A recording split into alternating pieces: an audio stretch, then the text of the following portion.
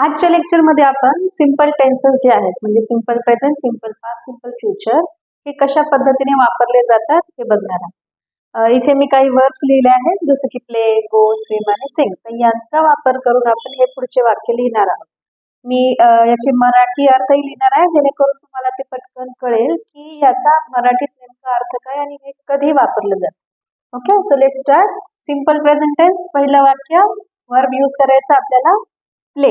Okay, so साधंसं वाक्य बनवूया, I play in the evening. I play in the evening हे झालं आपलं सिंपल प्रेझेंट टेन्सचं वाक्य। I play in the evening म्हणजे मी संध्याकाळी खेळतो किंवा खेळते। Okay, me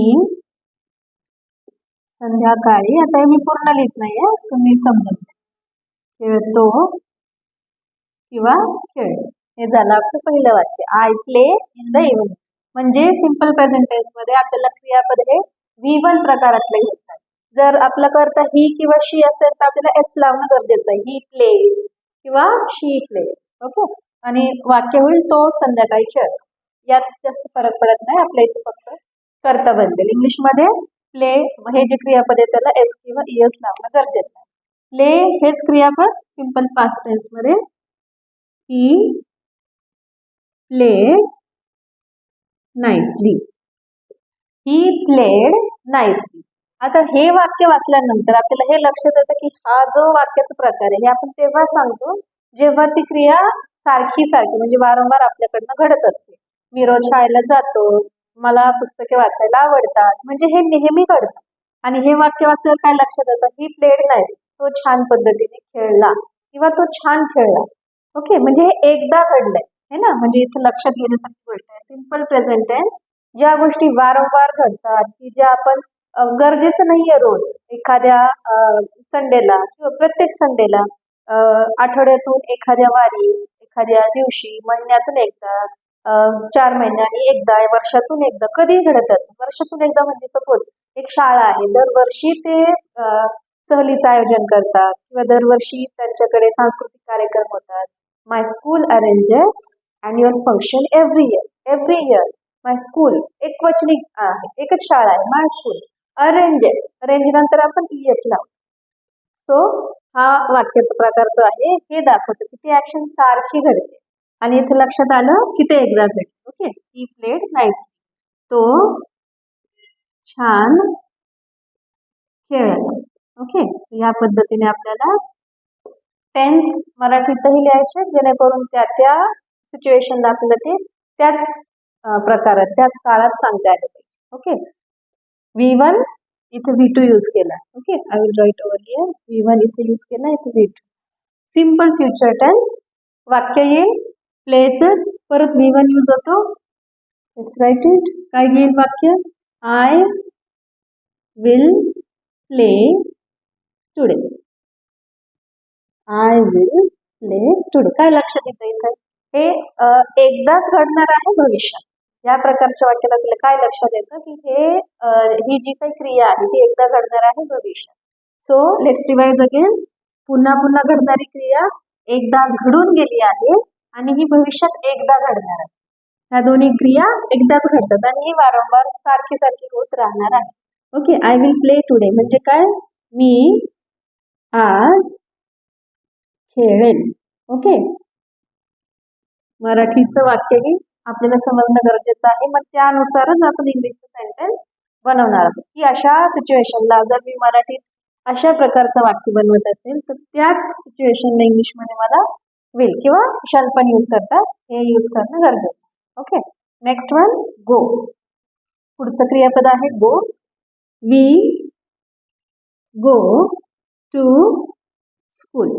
we go to school, काय, आम्ही शाळेला जातो। साधंसं सिंपल वाक्य, आम्ही शाळेला जातो।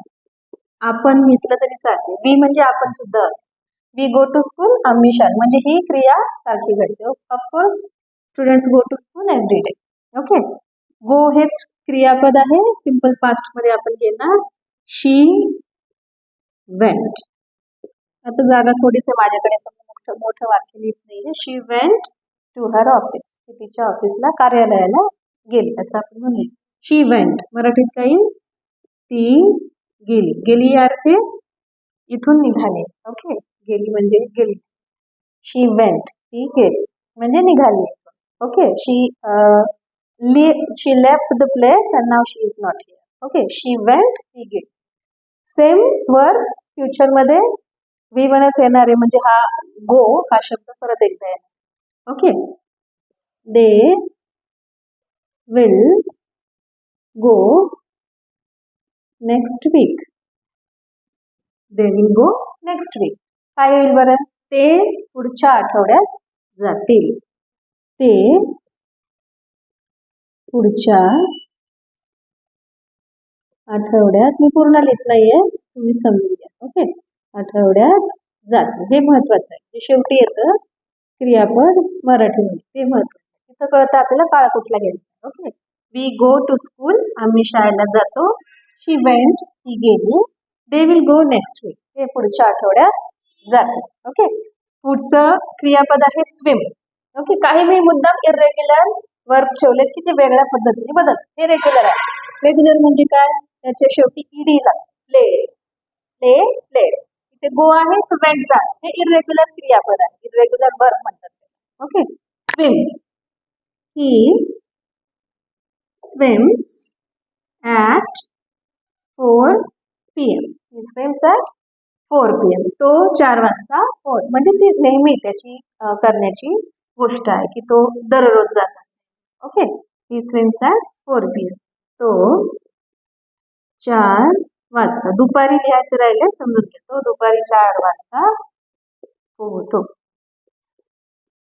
Okay, next swim simple past tense काय येईल?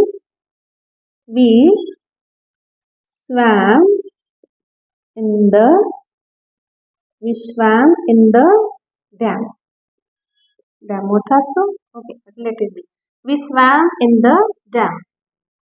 आम्ही काय येईल? डॅम म्हणजे धरण, धरणामध्ये आम्ही, स्विमचं काय झालं? स्वॅम. इथे पण लक्ष द्यायचं. आम्ही धरणामध्ये पोहलो. ओके, क्रिया संपली, एकदाच झाली. सारखी सारखी होते, ही एकदाच झाली. सेम क्रियापद सिंपल फ्युचर टेन्स मध्ये she will swim for the competition. She will swim for the competition म्हणजे एक स्पर्धा आहे, त्याच्यासाठी तिने भाग घेतला आहे आणि ती तिथे पोहणार आहे. ओके, हे आपल्याला इथे लक्षात येतं. She will swim for the competition. ती स्पर्धेसाठी, फॉर म्हणजे साठी, प्रिपोजिशन आहे, ती स्पर्धेसाठी पोहेल. Okay, this is how we make sentences. He swims at 4 PM. 4 वाजता पोहतो. We swam in the dam, आम्ही धरणामध्ये पोहलो. She will swim for the competition, ती स्पर्धेसाठी पोहेल. शेवटचं जे आहे क्रियापद ते बदललेलं आपल्याला दिसतं मराठीमध्ये. इंग्लिशमध्ये दुसरा शब्द बदल, स्विम, स्वॅम, विल स्विम, ते फ्युचर टेन्स दाखवतं. ओके, नेक्स्ट आहे सिंग. सिंग म्हणजे गाणे. तर हा जो क्रियापदाचा वाक्यांचा प्रकार आहे तो तिन्ही काळामध्ये तुम्हाला कमेंट सेक्शन मध्ये लिहायचा आहे. Okay, if you have any doubt you can ask. जे काही करेक्ट आन्सर्स आहेत ते मी चेक करेल आणि मग जर काही चुकलं असेल तर मी सजेशन आहे. Okay, so this is how we use simple present tense. अशा पद्धतीने साधा काळ जो आहे वर्तमान, भूतकाळ आणि भविष्यकाळ वापरला जातो.